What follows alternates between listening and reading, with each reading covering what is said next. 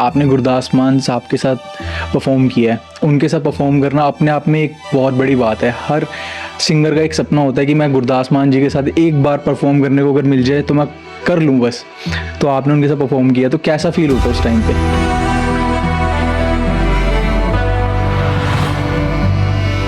इंसान सपने देखता है, बट मैंने देखा है कि सपना हकीकत हो रहा है। वो मेरी खुशनसीबी थी कि मुझे इंडियाज़ गॉट टैलेंट के मंच के थ्रू में उनसे मिला, उन लोगों ने मुझे मिलवाया और उनके साथ उनका ही गाना परफॉर्म किया जो मैं सालों से सुन रहा था। उनका एक बड़ा फेमस फोक है की बनूं। मुझे काफ़ी अप्रिशिएट किया कि बेटा बहुत कमाल, आप बहुत सही राह पे जा रहे हो। मेरे फादर एक तबला प्लेयर है and he is a great tabla player. उन्होंने इंडस्ट्री में ऐसा कोई आर्टिस्ट नहीं है चाहे इंटरनेशनल लेवल हो इंडिया के अंदर जिनके साथ तबला नहीं प्ले पे। एंकर जो थे अर्जुन बिजलानी भाई, उनसे तो बहुत मज़ा आता था बिकॉज वो मतलब मेरे टाइप के थे, बहुत फ़नी और छिछोरापन करना। और जो मेरा पहला गोल्डन बजर था उस पर मेरी कंडीशन ऐसी थी कि मेरा गला बिल्कुल चोक था और मेरे गले में एक प्रॉब्लम हो गई थी जिस वजह से डॉक्टर ने मुझे गाने को स्ट्रिक्टली मना कर दिया था। अगर मैं गाऊंगा मेरी वॉइस परमानेंटली ब्रेक हो जाएगी। पहले मुझे पता चला कि सलमान सर आ रहे हैं, मैं इतना एक्साइटेड था कि मुझे नींद नहीं आ रही।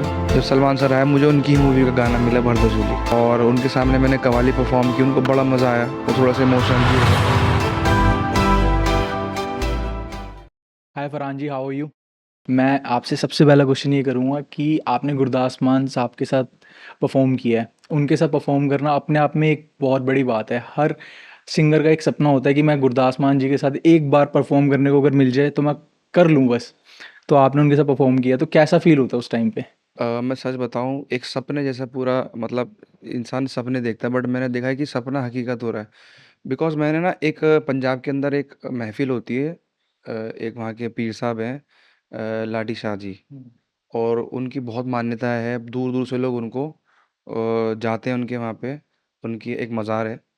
तो वहाँ पे एक मेला होता है लाडी शाह जी का। वहाँ पे बहुत बड़े बड़े कलाकार जैसे लाइक मास्टर सलीम जी, गुरदास मान साहब वहाँ के गद्दे नशीन हैं, वहाँ के हेड चेयरमैन हैं, मतलब वहाँ के कहते हैं। तो मेरी बड़ी तमन्ना थी क्योंकि मैंने उनको देखा है कि उनके जो परफॉर्मिंग स्टाइल है, मतलब उनके जो परफॉर्म करने का तरीका है क्रेजी, मतलब वो अपने में एक मलंग आर्टिस्ट हैं। मतलब जब वो परफॉर्म करते हैं तो उनको कोई खबर ही नहीं होती, वो उनके अलग कनेक्शन होती है। तो मेरे को ना सिंगिंग से ज़्यादा गाने के साथ साथ मुझे एक परफॉर्मर भी बनना था। तो मेरे लिए वो एक आइडल हैं, उनको मैंने बहुत मतलब बहुत उनको मैं फॉलो करता हूँ। तो एक शो था, मेरा कोई सोर्स नहीं था कि मैं उनसे कैसे मिलूँ। मैं किसी के थ्रू वहाँ पे गया, लाडी शाह जी का जो वहाँ मेला होता है। तो वहाँ पे बहुत सारे आर्टिस्ट परफॉर्म कर रहे हैं, बट मुझे ना परफॉर्म करने की वो नहीं थी, मुझे उनसे मिलना था। हुँ, क्योंकि हर एक मतलब वो फ़ैन की तमन्ना थी आपकी कि तमन्ना थी, एक एक बार हर मैं एक मिल। फ़ैन की एक वो होती है कि यार एक बार मैं इनसे मिल लूँ, चाहे वो 1 मिनट का हो या 1 सेकंड का। तो वहाँ पे इतनी भीड़ होती है, वहाँ लाखों की तादाद में लोग आते हैं वहाँ पे, और मतलब बहुत मुश्किल रहा। मैं वहाँ पे उनसे मिलने के लिए मैं घंटों बैठा हूँ, मैं नहीं मिल पाया। बट कोई बात नहीं, होप नहीं आ रही। मैंने कहा आज नहीं फिर मिलेंगे, बट मिलना ज़रूर है। तो वो मेरी खुशनसीबी थी कि मुझे इंडियाज़ गॉट टैलेंट के मंच के थ्रू में उनसे मिला, उन लोगों ने मुझे मिलवाया और उनके साथ उनका ही गाना परफॉर्म किया जो मैं सालों से सुन रहा था। उनका एक बड़ा फेमस फोक है की बनूं, और मैंने उसको इतना सुना रिपीट मोड पे, सुनते सुनते सुनते मुझे बाय हार्ट याद हुआ। और वो अनफॉर्चुनेटली वो गाना ही मुझे मिल गया। वो एक्चुअली गाना पहले मुझे कुछ और मिल रहा था, और वो काफ़ी आर्टिस्ट के साथ परफॉर्म कर रहे थे। वो गाना एक तो मुझे पसंद था की बड़ूँ, फिर मुझे वो गाना रैंडमली चेंज होके मुझे वो गाना मिल गया तो मैं इतना खुश हो गया। मतलब एक होता है ना कि यार कुछ चीज़ सोचो और वो फ़ौरन हो जाए, आपने कुछ मैनिफेस्ट किया और वही चीज़ आपके साथ वही हो गई। चीज़ हो गई। और मैं सोच रहा था कि काश यार मुझे ये गाना मिल जाता तो मैं स्टेज किल कर देता, और वो नसीब से मुझे वो गाना मिल गया। और मैंने उनके और वो एक होती है ना कि आर्टिस्ट की आज के दौर में कोई किसी को अपना मतलब बहुत लिमिटेड लोग हैं जो एक दूसरे को सपोर्ट करते हैं। इंडिपेंडेंट इंडस्ट्री हो चुकी है, हर हर एक इंसान, हर एक आर्टिस्ट अपने आप को लेके चल रहा है। बट मैंने एक वो पहले वैसे बहुत सारे आर्टिस्ट हैं जो सपोर्ट करते हैं, बहुत सारे अच्छे आर्टिस्ट हैं, बट मैंने पहले आर्टिस्ट देखे हैं कि जो मौका दे रहे हैं कि आप गाओ, आप परफॉर्म करो। तो ये मेरे लिए तो मतलब एक खुशनसीबी वाली बात हो गई कि वो जब मुझे जब फर्स्ट टाइम आपका इंटरेक्शन हुआ था उनके साथ, तब क्या मतलब उस टाइम क्या फीलिंग थी? मैं बता रहा हूँ कि मैं बयान नहीं कर सकता। मैं उनके परफॉर्म करने के बाद उन्होंने मुझे अपनी वैनिटी में बुलाया और जब हम जो वहाँ के कोऑर्डिनेटर होते हैं इंडियाज़ गॉट टैलेंट के जो शो के, वो मेरे पास आए, उन्होंने कहा कि मान साहब ने आपको वैनिटी में, तो मैं बहुत शॉक्ड हो गया। मैं थोड़ा-सा नर्वस भी हो गया कि गूज़बम्प्स आए मुझसे होंगे। कोई गलती तो नहीं हो गई। मैं थोड़ा-सा पहले हाँ, नर्वस हो गए होगे। नर्वस हो गया कि मुझे लगता है यार कुछ गड़बड़ हो गई, शायद किसी बात से सर नाराज़ हो गए। बट वो मिले, उन्होंने इतनी अच्छी तरीके से मुझे अपनी ब्लेसिंग से नवाज़ा। मेरे फादर, हम दोनों गए, उनकी वाइफ़ भी वहाँ पे थी, मंजीत मैम। और उन्होंने मतलब इतनी दुआएँ दी मुझे, और उन्होंने अपना वक़्त दिया। एक आर्टिस्ट, एक इतना बड़ा लेजेंड आर्टिस्ट आपको वक़्त दे रहा है, वही आपके लिए बहुत बड़ी बात है। वो कम उन्होंने कम से कम, मैं उनके साथ हाफ़ एन आवर बैठा, और उन्होंने इतनी पुरानी-पुरानी बातें करी। बहुत सारे हमारे रिलेटिव्स हैं। एक उस्ताद हैं, उस्ताद अलाउद्दीन खां साहब, जो कि बहुत ग्रेट आर्टिस्ट हैं। Uh, he is a great esraj player, एक इंस्ट्रूमेंट है जिसको इसराज कहते हैं। वो बहुत सारे आर्टिस्टों के साथ परफ़ॉर्म करे हैं। उन्होंने उनके साथ भी प्ले किया है। उन्होंने उनकी बहुत सारी बातें करी कि वो बहुत कमाल आर्टिस्ट थे। उन्होंने मुझे काफ़ी एप्रिशिएट किया कि बेटा आप बहुत कमाल, आप बहुत सही राह पे जा रहे हो, ऐसे ही चलते रहो। तो मैंने कहा सर, मैंने उनको फिर बताया, मैंने कि आपसे मिलने की उम्मीद में मैं इतनी दूर से लाडी शाह जी की महफ़िल में। कहने लगे बेटा, जब ऊपर वाले ने मुकद्दर में लिख रखा होता है ना कि उसी तुझे दिन जहाँ मुलाकात मिलना है होगी। तू वहीं मिलेगा। तो ये तेरा नसीब था कि हमें यहाँ पे मिलना था, एक अच्छे प्लेटफ़ॉर्म पे। और शायद अगर आप वहाँ पर मिलते तो इतना टाइम स्पेंड इतना नहीं कर टाइम पाते, स्पेंड नहीं कर पाता, इतनी बातें ना कर पाते करेक्ट, एक-दूसरे के करेक्ट, साथ। करेक्ट। तो क्योंकि वहाँ पे बहुत सारे लोग थे, वो उतना वक़्त नहीं दे पाते, और हुँ, हुँ। मैं उस तरह से प्रेज़ेंट भी नहीं हो पाता उनके हुँ, हुँ। सामने। तो यही है कि मतलब बहुत कुछ सीखने को मिला मुझे। आप जो चीज़ सोचते हो ना, भगवान ने उससे कई ज़्यादा बेहतर लिखा होता है आपकी लाइफ़ में, बिल्कुल, बिल्कुल। तो वो बहुत अच्छी चीज़ है। एंड कभी ऐसा हुआ कि आपको स्टेज फ़ियर हुआ हो कि आप परफ़ॉर्म करने जा रहे हो और आप घबरा रहे हो कि नहीं यार मेरे से नहीं हो पाएगा आज? एक शो था जिसका नाम है द वॉइस इंडिया। शो को मैंने विन किया था 17 के अंदर। एक्चुअली वो जिस मोमेंट से मैं निकल के गया था, वो मेरे लिए इतना टफ़ था, बहुत मुश्किल उसको हैंडल करना था। तो मेरा फर्स्ट रियलिटी शो था। मेरी एज थी 18, 17-18, और मेरे ख़्याल से इस उम्र में लोग सीखते हैं। बट मैं एक इतने बड़े नेशनल टेलीविज़न पे गया, और वहाँ पे जाके सबसे टफ़ पॉइंट ये आया था कि एक सीट थी, मतलब एक कंटेस्टेंट था जिसकी सिर्फ़ सीट अवेलेबल थी, और उसके बाद कोई मतलब कोई चांस नहीं था कि, और 5 कंटेस्टेंट थे जिसमें से एक को चुनना था। क्योंकि वो शो का फ़ॉर्मेट है कि जजेस टर्न अराउंड होते हैं, तो जिसने बज़र दबा दिया, उस टीम में वो चले जाता है। मुझसे पहले 3 आर्टिस्ट वहाँ पे गए, और मैं होप खो चुका था, और मेरे हाथ इतने काँप रहे थे, और मैं बस दुआ पढ़ रहा था और ऊपर वाले से प्रे कर रहा था कि किसी तरह मैं सही परफ़ॉर्म कर दूँ, सेलेक्ट होना ना होना वो ऊपर वाले के हाथ में है। मैंने परफ़ॉर्म किया, और मैं इतना नर्वस हो गया कि मैंने नीति मोहन जो आर्टिस्ट हैं, she is a Bollywood singer, तो मैंने उनको मैम की जगह सर बोल दिया। मैं इतना वो हुँ, हुँ, थोड़ा-सा वो नर्वस हो गए भी वो होगे। कहने लगी कि आप इतना नर्वस हो, पहले थोड़ा-सा काम हो जाओ। तो वो मेरा फर्स्ट स्टेज फ़ियर था। उसके बाद फिर मैं कभी डरा नहीं। मतलब आपने उस टाइम पे एक बार उनको फेस कर लिया, हाँ, देन फिर उतनी प्रॉब्लम नहीं आई होगी फिर आपको। प्रॉब्लम नहीं आई। और आपको लगता है इंडस्ट्री में कंपटीशन बहुत ज़्यादा बढ़ गया है? बहुत ज़्यादा हो गया है, क्योंकि एक्चुअली क्या है कि सिंगर्स बहुत सारे हैं, और हर सिंगर अपनी तरफ से बेस्ट एफर्ट्स लगा रहा है कि मैं अपना क्या बेस्ट दे सकता हूँ। और फिर क्या हो रहा है ना कि आज के टाइम पे ऑडियंस कोई एक सेट नहीं है कि इस पर्पज़ को लेके चलोगे अब तो यहाँ हिट हो गए, क्योंकि ऑडियंस के टेस्ट बँट गए। आपको कुछ ऐसा नया देना पड़ेगा जो आपकी जिससे आपकी पहचान बने। तो हर इंसान बस अपनी मेहनत में लगा हुआ है, और पॉइंट टफ हो गया कि अपना आप को प्रूव करने के लिए डबल मेहनत चल रही है कि दिन हम रात अपना नया क्या आइडिया दे दिन रात सकते हैं। एक करना पड़ रहा दिन है। रात एक करना पड़ रहा है। आपको ये लगता है कि इंडस्ट्री में नए लोगों को रिस्पेक्ट मिलती है? जो नए लड़के जाते हैं वहाँ पे, या कोई भी कंटेस्टेंट है, लड़के लड़कियाँ कोई भी, रिस्पेक्ट मिलती है स्टेज पे? देखिए, रिस्पेक्ट, मैं ये मानता हूँ कि रिस्पेक्ट आपके टैलेंट की होती है।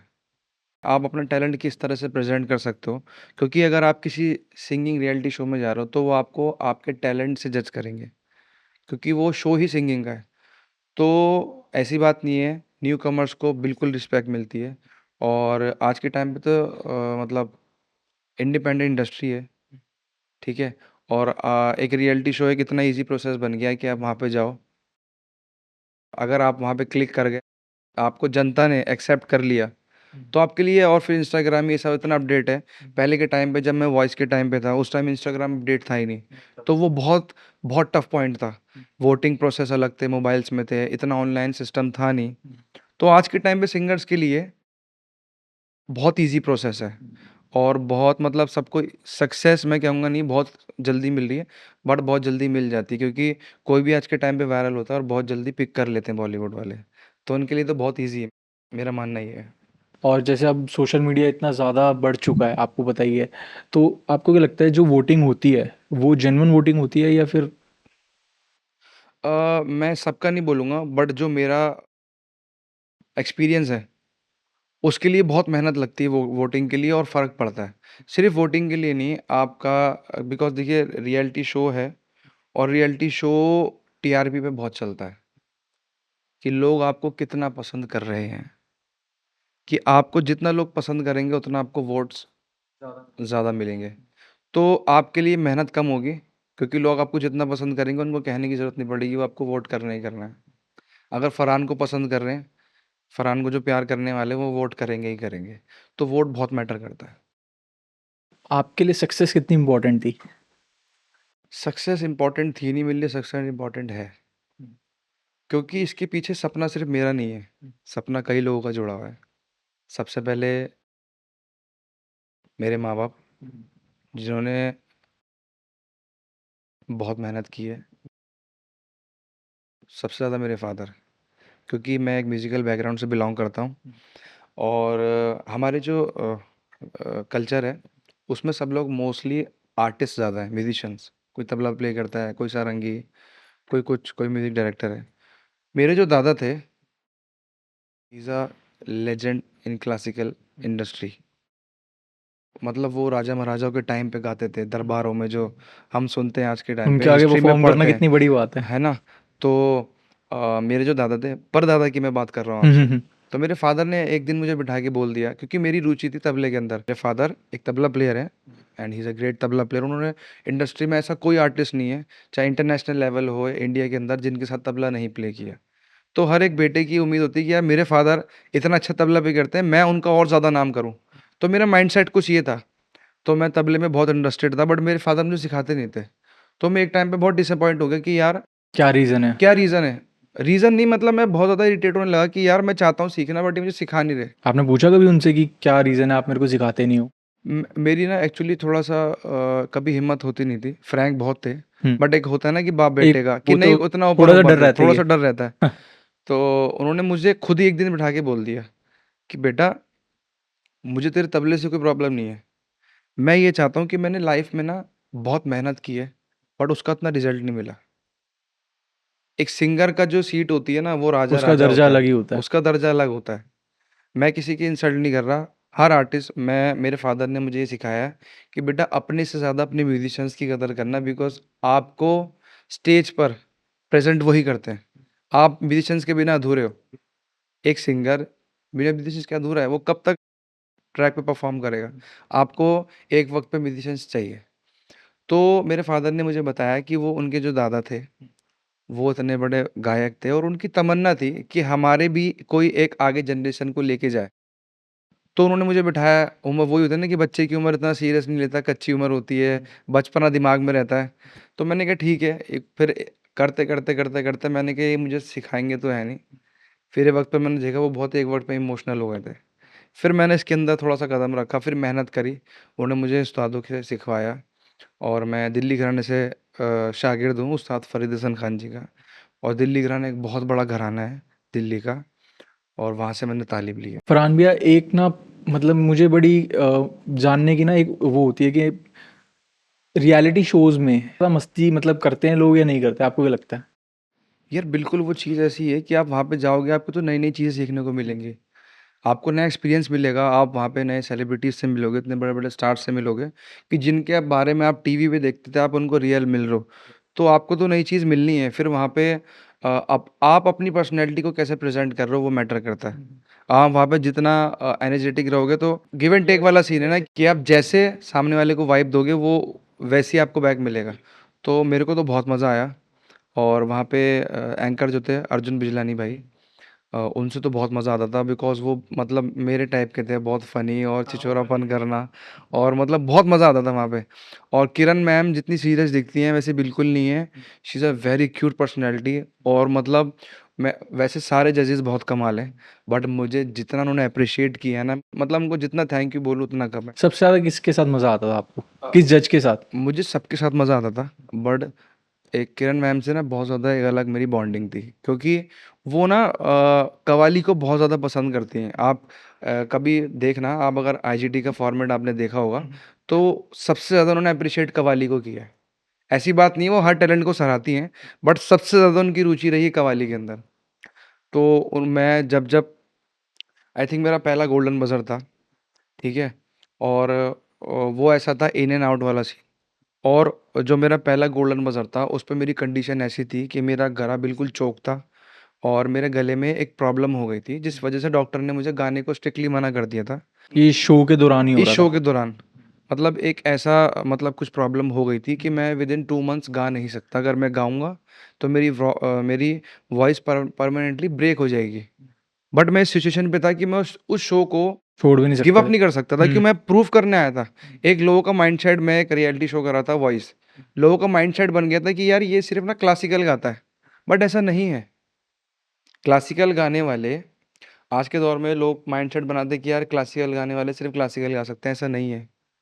जो क्लासिकल गाता है वो बॉलीवुड भी गा सकता है, बिकॉज बेसिक क्लासिकल है।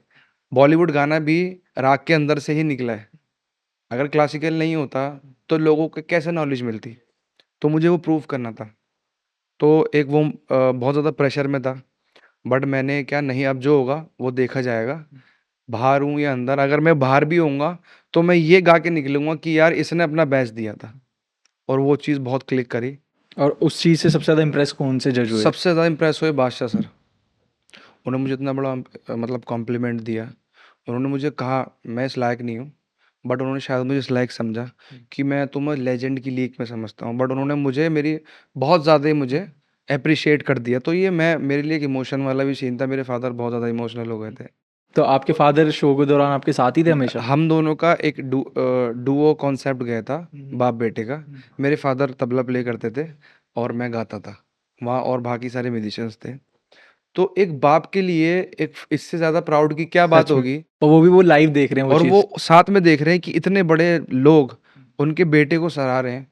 तो मेरे को देखो गूज़बम्प्स हो गए, क्योंकि जब मैं वो मोमेंट देखता हूँ, एक्चुअली मुझसे ना वो चीज़ देखी नहीं। मैं अपने अपने एपिसोड्स मैंने बहुत रेयर देखे, क्योंकि मैं बहुत ज़्यादा इमोशनल थोड़ा-सा है अंदर मेरे, वो ये चीज़ें। चीज़ होती है, आप बहुत अच्छे लेवल पे परफॉर्म करके भी आ जाओ ना, चाहे आप, मैं नॉर्मली एक चीज़ पे लेके जाऊँगा, आपने तो रियलिटी शो किया, अगर एक बंदा व्लॉगिंग भी कर रहा है ना सिर्फ, वो अपने आप को उतनी मतलब फेस नहीं कर नहीं पाता। फेस कर आई पाता। डोंट नो ये क्यों होती है ये चीज़।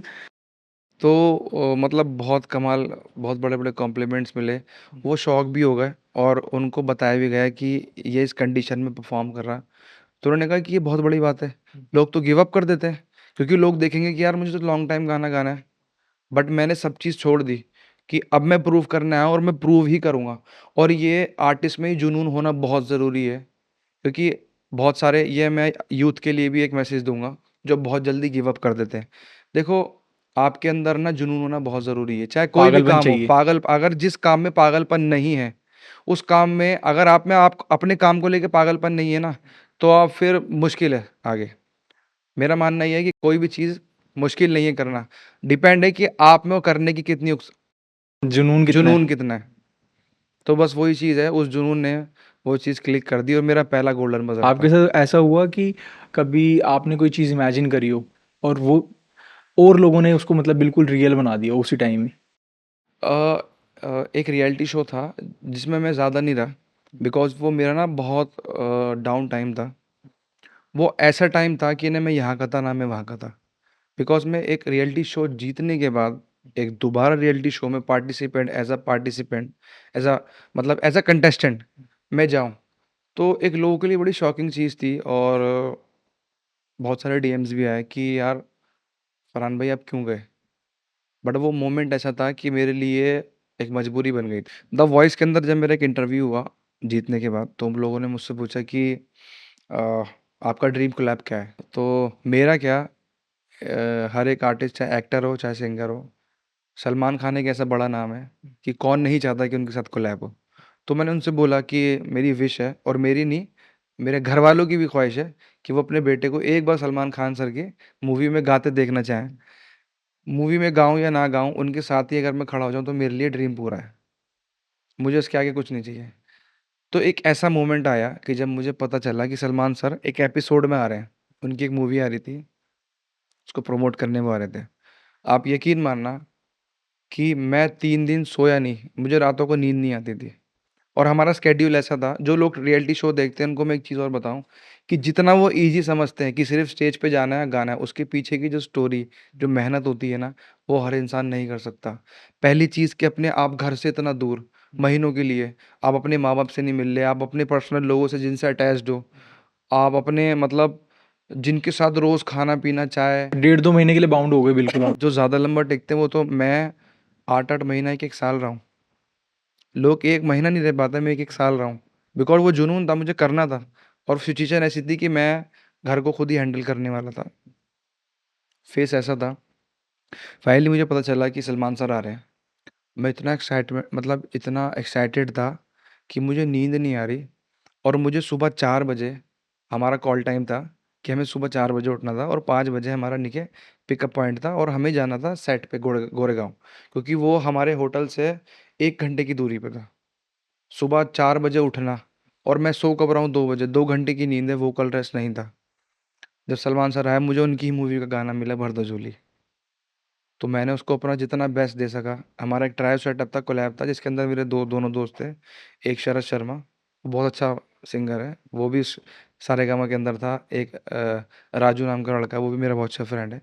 तो हम तीनों ने वो कव्वाली बहुत बड़े अच्छे से परफॉर्म की। तो उस कव्वाली में सलमान सलमान सर थे, एंड उनके जो जीजा हैं आयुष शर्मा सर, वो दोनों थे। और उनके सामने मैंने कव्वाली परफॉर्म की, उनको बड़ा मज़ा आया, वो थोड़ा सा इमोशनल भी हो गए। उन्होंने वो बताया कि आयुष सर ने बताया कि वो भरदोझोली के टाइम पे वहाँ पे कास्टिंग के अंदर थे उस टाइम पे, कोई शादी का सीन नहीं था।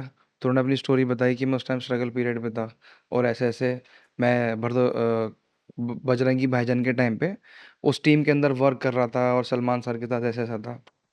तो ये मेरा, जब मैंने परफ़ॉर्म किया, अब आगे मैं जाना ना जाना, मैंने उसके बारे में सोचना छोड़ दिया था। मेरा ड्रीम उस टाइम पूरा हो गया था, और मेरे जितने भी लोग थे सब में धूम मच गई यार, फरहान ने सलमान खान के सामने परफ़ॉर्म किया है। अपनी एक, मतलब एक दिल्ली वाली की होती है ना, टौर कट गई वहाँ पे। तो एक ऑरा बहुत ही चेंज हो एक जाता ना। ऑरा चेंज हो गया कि यार फरहान, अपने इलाके में लोग, यार फरहान ने सलमान और खान के उसके सामने बाद ये भी परफ़ॉर्म होता है ना किया कि है। अपने फ्रेंड्स के सामने, अपनी फैमिली के सामने फ्लेक्स करने को भी मिल जाता है। मैंने फ्लैक्स नहीं, मतलब उनके सामने, मतलब बहुत लोगों को कॉल आई कि यार मुझे ना गर्व हो रहा है कि मेरा भाई सलमान खान के सामने परफॉर्म किया ना, तो तू वहाँ पे कर रहा है ना, तो हमने देख लिया कि हमारी सक्सेस हमें मिल गई। तो ऐसे लोग मिल जाते हैं ना, तो ये भी आपकी एक सक्सेस का पॉइंट है। आज के टाइम पे आपको लोग ऐसे नहीं मिल रहे सपोर्टिव। तो मेरे लिए तो बहुत। एक ना लोगों के पर्सपेक्टिव से एक क्वेश्चन है कि लोग ये सोचते हैं जो बंदा रियलिटी शो करके आ गया उसको बॉलीवुड में काम मिल जाता है बहुत इजीली, या उसकी लाइफ सेट हो जाती है, तो वो क्या रहता है मतलब एक एज एन आर्टिस्ट अगर मैं बात करूँ तो। देखो, जितना इजी सोचा जाता है उतना है नहीं, क्योंकि ये फैक्ट है कि आपको वहाँ से फेम मिलता है, आपको लोग जानने लगते हैं, आप पे एक सेलिब्रिटी का स्टैम्प लग जाता है कि आप एक सेलिब्रिटी आर्टिस्ट हो, आप मार्केट में अच्छा कमाने लगते हो, आपको एक अच्छी इनकम आती है, आप शोज़ करने लगते हो, जो जिस जिस भी प्रोफ़ेशन में। बट ज़रूरी नहीं है कि आपको बॉलीवुड से अप्रोच आए। आप पे ज़िम्मेदारी ये स्टैम्प, सेलिब्रिटी स्टैम्प के साथ-साथ आप पे एक प्रेशर हो जाता है, क्योंकि आप लो जनता आपसे जुड़ जाती है। एक्सपेक्टेशन बढ़ जाती है। एक्सपेक्टेशंस बढ़ जाती है कि यार इसके बाद अब क्या होगा? क्योंकि लोगों को नहीं पता कि उसके पीछे की कितनी स्ट्रगल लाइफ़ है, क्या कहानी है, कि ये इंडस्ट्री जितनी ईज़ी दिखती है उतनी नहीं है। आपको जब भी मेहनत करनी पड़ती है। मैं रियलिटी शो जीतने के बाद भी लोग बहुत सारे उम्मीद ला के बैठते हैं। मैं ही नहीं, बहुत सारे सिंगर्स कि अब फरहान भाई अब क्या चीज़ आएगी? अब आप क्या नए लेके आ रहे हो? लोग कहते हैं कि यार आप अब कौन से रियलिटी शो में आने वाले हो? तो मैं उनको ये नहीं बोल सकता कि यार अब मैं दोबारा पार्टिसिपेट नहीं कर सकता। बिकॉज़ अब आप पे एक सेलिब्रिटी का टैग लग गया। अब या तो जाओगे आप ऐसा जज जाओगे। क्योंकि आपको अपनी पर्सनैलिटी में अपडेट करना ज़रूरी है। आप बार-बार कंटेस्टेंट बन के नहीं जा सकते। क्योंकि बहुत टफ़ है। आप, ये एक फ़ाइट है, एक सामने वाले से कम्पीट करना। तो आप बार-बार उस चीज़ को नहीं लेके जा सकते। अब आपको अपनी पर्सनैलिटी को कैसे मेंटेन करना है, मेंटेन करना वो बहुत ज़रूरी है। बहुत बहुत प्रेशर वाली चीज़ रहती है। आपको नई-नई चीज़ें देनी पड़ेंगी, जो जनता आपसे एक्सपेक्ट कर रही है, वो पूरा करना पड़ेगा। तो ये एक बहुत ज़िम्मेदारी वाली चीज़ है, जो लोग सोचते हैं कि अप्रोच जल्दी बॉलीवुड में, तो इट्स नॉट ईज़ी। फरहान भाई, आपने रियलिटी शोज़ तो किए हैं, बट आप स्टेज परफॉर्मेंस भी करते हो, तो कभी ऐसा हुआ है कि आपसे लोग किसी बात को लेके ऑफेंड हो गए हो, या मतलब आपको ऐसा लग रहा हो कि लोग ऐसा क्यों बिहेव कर रहे हैं, मैं तो अच्छा ही कर रहा हूँ अपना। अब वैसे बहुत हर सिटीज़ में हमने शो किया है, तो सबने बहुत प्यार दिया और प्यार देते हैं और बहुत प्यार से सुनते हैं और एन्जॉय करते हैं। बट एक सिटी में हम परफ़ॉर्म करने गए थे, बट कभी-कभार मैं उसके बारे में सोचता हूँ ना, तो मैं थोड़ा-सा घबरा जाता हूँ कि वो चीज़ ऐसी हो गई थी। मैं सोच रहा हूँ कि इसको हम थोड़ा-सा स्किप ही करते हैं, कि इसके बारे में ना बात करें तो बेहतर ही रहेगा। नहीं, प्लीज़ आप इस बारे में बताओ। हम स्टेट का नाम नहीं लेते, बट एक बार बताओ उस बारे में, क्योंकि लोग बहुत ज़्यादा, मतलब लोग जानना चाहते हैं ये चीज़ें। वैसे क्या, हमारा एक टूर चल रहा था, आई थिंक ये नवंबर-दिसंबर की बात है। तो हम कंटिन्यू ट्रैवल में थे, तो मैं उस सिटी के बारे में नहीं बोलूँगा। तो हम शोज़ कर रहे थे, मेरा परफ़ॉर्मेंस का टाइम था और मैं बहुत ज़्यादा थका हुआ था। बट क्या होता है कि एक आर्टिस्ट की एक ऐसी लाइफ़ होती है कि वो कितने भी प्रॉब्लम में हो, वो किसी भी चीज़ में टेंशन में हो, वो अपना फ़ेस वो स्टेज पर नहीं दिखा सकता। आपको अपना एक आपकी प्रोफ़ेशनल लाइफ़ और पर्सनल लाइफ़ दोनों को सेपरेट रखना बहुत ज़रूरी होता है एक आर्टिस्ट को। तो मैं परफ़ॉर्म कर रहा था। परफ़ॉर्म करते-करते वहाँ पे शूट्स होने लगे, मतलब वहाँ पे लोग चिल करने लगे, लोगों ने गन्स निकाल ली और वो एक अलग ही अपनी मस्ती में थे। तो हम सब डिस्टर्ब हो गए, बिकॉज़ एक ऐसा रिस्की मोमेंट आ गया कि सपोज़ अगर वो गन कुछ भी किसी एंगल में हो जाती, वो किसी को शूट हो जाता, और वो ऐसा मोमेंट था कि मैं उनको बोल भी नहीं सकता था कि हम शो रोक देते हैं। क्योंकि मैं बहुत ज़्यादा डर गया था, मेरे आर्टिस्ट डर गए थे और वो ऐसा मोमेंट था कि हमारा जो शो था, वो सिटीज़ से थोड़ा-सा दूर था। वो सिटी में नहीं था, तो उस वक़्त पे ऑडियंस को भी सँभालना था और ऑडियंस को मैं ये नहीं कह सकता था कि मैं शो छोड़ के जा रहा हूँ, क्योंकि मैं ऑलरेडी खुद बहुत डर चुका था, क्योंकि हमें फायरिंग चल रही थी वहाँ पे। और उस टाइम पे परफॉर्म भी उस करना टाइम है। पे परफ़ॉर्म भी करना है और बीच में एक इंसान ने कहा था कि शो आप कंटिन्यू रखो, आप रोकना मत। तो वो बड़ा एक स्ट्रेस वाला माहौल हो गया था कि यार बट आपके मन में तो डर तो आ ही रहा होगा कि। बहुत ज़्यादा, और वो डर मैं स्टेज पे दिखा नहीं सकता। मैं वो स्टेज पे दिखा नहीं सकता, उनको उनसे ये नहीं बोल सकता कि आप ये रोक दो, क्योंकि वो उनका अलग ही माहौल चल रहा था और मुझे गाने की वजह से रिक्वेस्ट कर रहे कि आप ये परफॉर्म कर रहे हो, एक इंसान डरा हुआ है अंदर कि वो अपनी जान बचाए या गाना गाए। ऑब्वियस सी तो बात है। वो बहुत मुश्किल हो गया था मेरे लिए परफॉर्म करना वहाँ पे, बट फिर भी हमने उस चीज़ को बहुत मुश्किल से कैसे तैसे करके वो शो करा हमने और वहाँ से हम फ़ौरन निकले। तो मैंने सोच लिया कि यार उस ऐसा दिन आप फील कर रहे होगे, भाई कहाँ फंस कि गया आज बस मैं। कहाँ फँस गया, आज यहाँ से बस ऊपर वाले निकाल दे। मैं एक ना ऐसा क्वेश्चन कर रहा हूँ, मतलब मुझे नहीं पता आप उस पर क्या रिएक्ट करोगे, बट ये मुझे पूछना है कि फरहान साबिर का कभी ब्रेकअप हुआ है? वैसे मैं इस बारे में मैंने सोचा था कि कभी मैं बात नहीं करूँगा, क्योंकि मैंने स्टेज पर आज तक ये कभी किसी को बताया नहीं। ब्रेकअप हुआ है, मैं उसको बचपना कहूँ या क्या कहूँ, बट मैं एक चीज़ ही बोलूँगा कि शायद वो जो हुआ वो मेरी लाइफ़ के लिए अच्छा ही हुआ, क्योंकि ऊपर वाला जो चीज़ करता है वो आपके सोच समझ के करता है। वो मेरी लाइफ़ का ऐसा टर्निंग पॉइंट था कि शायद म्यूज़िक के लेके मैं और ज़्यादा सीरियस हो गया, उसके जाने के बाद। वो इस रीज़न से, क्योंकि जिस वक़्त पे मुझे उसकी ज़रूरत थी, क्योंकि मेरा एक सीखने का वक़्त था और माइंड में बहुत चीज़ें थी, एक रिलेशन था। स्ट्रगलिंग फेस था। स्ट्रगलिंग फ़ेज़ भी नहीं बोलूँगा, कि वो मेरे म्यूज़िक की पहली सीढ़ी थी। एक कहते हैं ना, इंसान को सपोर्ट बैकहैंड होना बहुत ज़रूरी है, जिससे आप हमेशा एक्टिव रहो और बहुत पॉजिटिव रहो। जिस वक़्त पे मुझे उसकी ज़रूरत थी, और आपको पार्टनर स्पेशली म्यूज़िक के अंदर, म्यूज़िक एक ऐसी चीज़ है कि वो दिल से और रूह से, फ़ील से जुड़ी होती है, और आप किसी के साथ एक रिलेशन में हो, और रिलेशन में होने के बाद एक एज़ अ स्पेशली सिंगर, वो और ज़्यादा टची हो जाता है। मतलब उसकी जो भावना है ना, वो और ज़्यादा बढ़ जाती है। तो जिस वक़्त मुझे ज़रूरत थी, वो उस वक़्त मेरे साथ नहीं रही, तो बहुत ज़्यादा अकेला फ़ील हो गया था। तो एक शायरी मैंने सुनी थी, वो शायरी मुझे बड़ी पसंद है, मैं स्टेज पे भी बोलता हूँ। कि उसके बाद हमने मुस्कुराना छोड़ दिया, कि उसके बाद हमने मुस्कुराना छोड़ दिया, दिल ऐसा टूटा कि दिल लगाना छोड़ दिया। और वो ढूंढ रही है ज़माने में हमसे बेहतर कोई, वो ढूंढ रही है ज़माने में हमसे बेहतर कोई, जिसके लिए हमने सारा ज़माना छोड़ दिया। तो वो शायरी मेरे लिए मतलब काफ़ी एक टची रहती है। बट कहते हैं ना कि कोई बात नहीं, आपकी चीज़ में एक नेगेटिव जाती है तो पॉजिटिव चीज़ भी जल्दी आती है। मुझे उस वक्त एक ऐसे पार्टनर, मतलब उसके बाद मैं बहुत ज़्यादा लोनली हो गया था, बहुत टूट गया था। कोई ऐसा चीज़ नहीं मिल रही थी कि जिससे मैं दोबारा मोटिवेट हूँ, क्योंकि ये चीज़ अपने घर वालों को भी नहीं शेयर कर सकते, क्योंकि ऐसा पॉइंट था कि मेरे फादर ने मुझे एक ऐसी जिम्मेदारी दी थी जिसको मैं आज तक लेके चल रहा हूँ। उनका एक सपना, वो मैं तोड़ना नहीं चाहता था। तो एक वक्त पे आके मूव ऑन करना बहुत मुश्किल था, बट एक दो फ्रेंड्स थे जो समझाते थे। आपने मूव ऑन किया एंड आज आप हैप्पीली मैरिड भी हो। अब कैसी है आपकी लाइफ, मतलब? लाइफ बहुत अच्छी है, टच वुड, ऊपर वाले के करम से। मैं उसका क्रेडिट अपनी वाइफ को बहुत देना चाहूँगा, बिकॉज जिस वक्त मेरा मूव ऑन मोस्टली हो चुका था, और जब कहते हैं ना कि एक उम्मीद जब टूटती है ना तो दोबारा उम्मीद जगने में बहुत मुश्किल हो जाती है। बट वही है कि आप, ऊपर वाले ने आपके नसीब में जो अच्छी चीज़ मिलनी होती है वो आपको मिल के रहती है। जिस घराने से मैं बिलोंग करता हूँ, जहाँ मैंने सीखा है, वहाँ पे मैंने, एक महफिल थी, वहाँ पे मैंने देखा अपनी वाइफ को जिनसे मेरी शादी हुई है, उनका मैंने गाना सुना, और एक जगह उनको मैंने देखा। वो कहते हैं ना कि मोहब्बत हमेशा आंखों से शुरू होती है, फिर बाद में जाके दिल लगता है उससे। तो उस पर मुझे शायरी याद आ रही है कि इन आंखों में हर किसी को बसाया नहीं जाता, इन आंखों में हर किसी को बसाया नहीं जाता, ये दिल हर किसी से लगाया नहीं जाता। एक तुम ही तो हो जो इस दिल में रहती हो, एक तुम ही तो हो जो इस दिल में रहती हो, और ये दिल है इसे चीर कर दिखाया नहीं जाता। वो मुझे बहुत अच्छी लगी, मुझे मतलब लगा कि हाँ नहीं यार, ये वो लड़की है जिसके साथ मैं, और जबकि मेरी उनसे कोई बातचीत नहीं, उनको ये नहीं पता कि मैं उनको पसंद करता हूँ या नहीं, और बट मेरी कभी हिम्मत नहीं हुई कि मैं बात करूँ जाके या ये नहीं।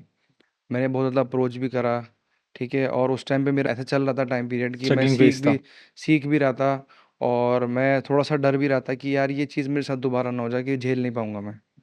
बहुत मुश्किल से अपने आप को दोबारा मोटिवेट किया, बट एक वक्त पे जाके घर वालों से बात की, और बातचीत हुई, हम लोग रिलेशन में आए।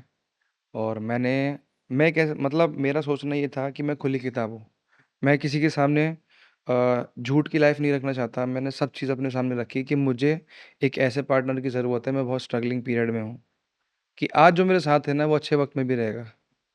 तो मैं अपना आपको बड़ा लकी मानता हूँ कि मेरे बुरे वक्त में जो साथ थी, आज वो मेरे अच्छे वक्त में भी साथ है, और उन्होंने मुझे ऐसे ऐसे वक्त पे सपोर्ट किया है, हमेशा मोटिवेट किया, क्योंकि ये भी आपके लिए आज के वक्त में आपको एक अच्छा पार्टनर मिलना, एज अ मैन ये बहुत बड़ी अचीवमेंट है। बिल्कुल, ये भी आपका एक सक्सेस का पार्ट है कि आपको एक अच्छा पार्टनर मिल गया। तो ये मेरे लिए बहुत, मतलब मैं बहुत अपने आप को लकी फील करता हूँ इस चीज़ में। फरहान भाई, आज की जो जेंजी है वो रूट से तो कनेक्टेड है, मतलब उनको कवाली पसंद है एंड सूफी पसंद है, बट उनको चाहिए अपने स्टाइल में, अपने टेस्ट में। तो आप उस चीज़ को कैसे परफॉर्म करते हो? जेन ज़ी की ना एक अच्छी चीज़ ये है कि वो अपने रूट्स पे है, मतलब ज़मीन से जुड़ी हुई है, बट उनका भी अपना एक टेस्ट है। तो हमें आज की जनरेशन के हिसाब से मैं सूफ़ी परफ़ॉर्म करता हूँ, मैं बॉलीवुड परफ़ॉर्म करता हूँ, बट मेरा ये है कि सूफ़ी में बहुत ज़्यादा मैं, मतलब मेरी रुचि है, मैं ज़्यादा वहाँ की तरफ अट्रैक्टिव हूँ सूफ़ी। आज के टाइम पे टेक्नो बहुत चल रहा है, तो हमने अभी धुरंधर मूवी आपने देखी है, दुनिया ने देखी है, रिवेंज देखी है, तो उसका एक ट्रैक है जान से गुज़रते हैं, वो काफ़ी पॉपुलर हुआ ट्रैक। तो हमने आज की क्राउड के हिसाब से एक मैशअप रखा टेक्नो का, कवाली और टेक्नो। अभी लेटेस्ट ही मेरा हाल ही में एक ट्रैक रिलीज़ हुआ है, जान से गुज़रते हैं। कुछ टाइम ही हुआ है उसको, विदिन मतलब 2 से 3 दिन हुए हैं। तो आज के क्राउड के लिए हमने उस पे वर्क किया है, ताकि कव्वाली के साथ-साथ उनको उनका भी फ्लेवर मिले। उस हिसाब से खेला आपने। कव्वाली को किस नए अंदाज से हमने प्रेज़ेंट किया है, पेश किया है। कव्वाली सुनते हैं, जिन्होंने ट्रैक नहीं सुना वो जाके भी सुनें। जान से गुज़रते हैं आपको हर ऑडियो प्लेटफ़ॉर्म्स पे मिलेगा। तो कमाल ट्रैक है। आज का जो जेन ज़ी का टेस्ट है, जो लोग सुनना चाहते हैं, वो ही हमने बना के दिया है, अपनी मेहनत है। और बहुत पसंद आएगा। आपको क्या लगता है कि सोशल मीडिया पे लोग बहुत ज़्यादा इन्वॉल्व हो गए हैं आज की डेट में? अगर ये प्लेटफ़ॉर्म बंद हो जाए, सोशल मीडिया आज बंद हो जाता है, तो कितने लोग बहुत पीछे चले जाएँगे इस चीज़ की वज़ह से? देखो आज के टाइम पे सोशल प्लेटफ़ॉर्म्स बहुत ज़रूरी हैं, बहुत ज़्यादा। बिकॉज़ लेकिन मेरा ये मानना है कि इससे कहीं ऊपर आपका टैलेंट है। एग्ज़ाम्पल टिकटॉक पे लोग कितना वायरल हो रहे थे, टिकटॉक बहुत ट्रेंडिंग ऐप था, बट वो बंद हो गया। बट जो टैलेंटेड लोग थे, वो स्विच करके दूसरे ऐप पे गए और टैलेंट हमेशा जीत टैलेंट की होती है। जिनके पास टैलेंट था, वो आज भी वहीं हैं और वो आगे बढ़ रहे हैं। तो मैटर नहीं करता, मैटर आज के टाइम पे करता है फॉलोवर्स क्योंकि लोग टैलेंट से ज़्यादा फॉलोवर्स एंड इन आपके सब चीज़ों को व्यूज़, देखते लाइक्स हैं। पे जज करते हैं। बट मेरा मानना ये है बहुत इम्पोर्टेंट है, ज़रूरी है, बट उसके साथ-साथ टैलेंट की कदर होना बहुत ज़रूरी है। आप सर्वाइव कर जाओगे अगर टैलेंट है तो, वरना करेक्ट, बिल्कुल। क्योंकि कुछ नहीं पता कि कब चीज़ क्या स्विच हो जाए। एग्ज़ाम्पल इतना बड़ा टिकटॉक का आ गया है, बट जिनके पास टैलेंट था वो आज भी वही हैं, उनके चाहने वाले आज भी वही हैं। कि आपको ऑडियंस आपके टैलेंट पे अगर आपको पसंद कर रही है, तो वो कहीं भी आएगी, वो आपको कहीं से भी ढूँढ के निकालेगी कि हमें इसको सुनना है। फरहान भाई, आप भी बचपन से दिल्ली में रह रहे हो एंड मैं भी दिल्ली में ही रहता हूँ, तो दिल्ली के लोग बहुत ज़्यादा फूडी होते हैं। मैं ये चाहता हूँ कि हमारी ऑडियंस को भी पता लगे कि आपको क्या चीज़ें पसंद है खाने में, आप फूडी हो या नहीं हो? भाई मैं तो ये कहना चाहूँगा कि दिल्ली जैसा खाना कहीं नहीं मिल सकता। मैंने मतलब हर सिटीज़ में जाके खाना खाया है और मुझे अलग-अलग चीज़ें टेस्ट करना बहुत पसंद है। मतलब अलग-अलग वैराइटीज़ की थोड़ा-सा मैं खाना बना भी लेता हूँ। खाना नहीं बोलूँगा, कुकिंग का भी शौक है? थोड़ा बहुत। तो मुझे सबसे ज़्यादा जैसे कि एक जगह बहुत पसंद है। अगर मुझे चिकन खाना है तो मैं पुरानी दिल्ली जाऊँगा। वहाँ पे करीम्स है एट जवार होटल है जहाँ का तंदूरी चिकन कमाल है। और मुझे अगर जैसे कि अगर मैं साउथ इंडियन फूड खाऊँगा तो बंगाली बंगाली स्वीट्स है बंगाली मार्केट के अंदर, मैं वहाँ जाता हूँ खाने। और कुछ चीज़ें ऐसी होती हैं कि जो आपको बड़े-बड़े रेस्टोरेंट में टेस्ट नहीं मिलेगा, जैसे कि स्ट्रीट फूड। तो लक्ष्मी नगर के अंदर एक रेड लाइट के आप 5 पास स्टार 7 स्टार हर जगह पे नहीं मिल ट्राई सकता, करते हो, बट वो चीज़, वो नहीं टेस्ट नहीं मिलती, आता वो होगा। चीज़ नहीं मिलती। हुँ। तो मुझे ना एक जगह का बहुत पसंद है, लक्ष्मी नगर की रेड लाइट के पास ना एक छोले कुलचे वाला बैठता है। तो वहाँ पे एक छोले कुल मैं स्कूल के बाहर हमारी जब छुट्टी होती थी, तो वो भैया बैठते थे। वहाँ के छोले भटूरे अगर खा लिए, मैं बता रहा हूँ कि आपने खाए नहीं होंगे वैसे छोले भटूरे। और उसके बराबर में ना एक सोडे वाले की दुकान थी। तो जब वो छोले भटूरे और साथ में लेमन सोडा जब आता था ना, तो उसका जो फ्लेवर कॉम्बिनेशन बनता था मतलब कमाल स्कूल ही। टाइम पे आपका फ़ेवरेट स्कूल टाइम लंच पे था? और मैं अभी भी अगर मुझे कभी मिलता ना, मैं मांस-वास लगा के वहाँ पे निकल जाता हूँ चुपके से। मैं स्टार्ट करा दोस्तों के साथ और वहाँ पे निकल गया, वहाँ पे हमने खाया-वाया और वापस आ गया। तो ये चीज़ ऐसी-ऐसी होती हैं कि जो बड़ी-बड़ी जगह पे आपको नहीं मिलेगी। ये छोटे-छोटे मोमेंट्स हैं जो, छोटे-छोटे मूवमेंट्स हैं, वहाँ पे खाते हैं, एन्जॉय करते हैं, तो बहुत मज़ा आता है।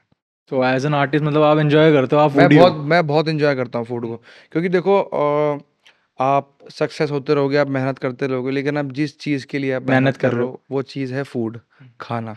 तो आप अच्छा खाओ, अच्छे रहो, मेरा मानना तो ये है। जो फूडी है ना, मैं तो उनके लिए कहूँगा और वो मेरी बात को एग्री भी करते होंगे कि आप अच्छा खाओ, अच्छा रहो, लाइफ़ में मस्त रहो, हैप्पी रहो, एन्जॉय करो। तो thank you so much Farhan ji, आप आज हमारे स्टूडियो में आए एंड इतना अच्छा हमने पॉडकास्ट किया। और अगर ऑडियंस के लिए आप कुछ मैसेज देना चाहेंगे अपना? ऑडियंस के लिए मैं एक शायरी कहना चाहूँगा कि आसमान में मुझे तारे पसंद हैं, आसमान में मुझे तारे पसंद हैं, कोई मुझे सही कहे या बुरा कहे, ये लोग मुझे सारे पसंद हैं। तो thank you so much guys और पॉडकास्ट को ज़रूर देखें, पूरा पॉडकास्ट आर्टिस्ट के पीछे चाहे वो किसी भी प्रोफ़ेशन में हो, कि उसके पीछे उसका कितना स्ट्रगल होता है। सक्सेस इतनी जल्दी नहीं मिलती है, उसके पीछे आपको आपको जुनून, आपका पैशन, आपको पैशनेट होना बहुत ज़रूरी है। तो चैनल को सब्सक्राइब ज़रूर करना और पॉडकास्ट पूरा लास्ट तक ज़रूर देखिए।